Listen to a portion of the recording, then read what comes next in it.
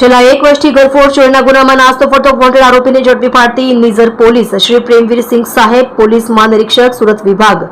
સુરત તથા શ્રી રાહુલ પટેલ સાહેબ, પોલીસ અધિક્ષક તાપી વ્યારા તથા શ્રી આયન પરમાર, નાયબ પોલીસ અધિક્ષક શ્રી નિઝર વિભાગ નિઝર નાઓએ જિલ્લામાં નાસ્તા ફરતા આરોપીઓ ડિટેક્ટ કરી કડક કાર્યવાહી કરવા તારીખ 16/12/2024 થી તારીખ 22/12/2024 સુધી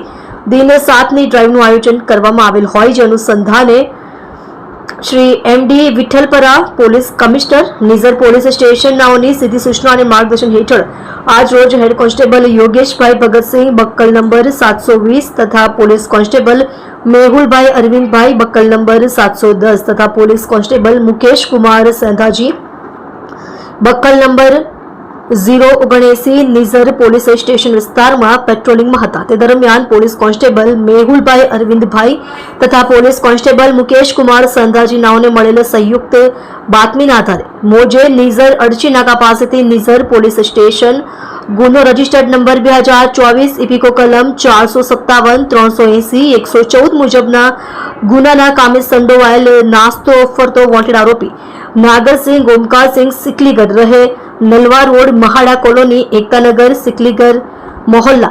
नंदुरबार तालुको जिल्लो नंदुरबार महाराष्ट्र नाओने तारीख 17/12/2024 कलाक 16:30 वागे अटक करी आगळनी વધુ કાર્યવાહી કરવામાં આવેલ છે।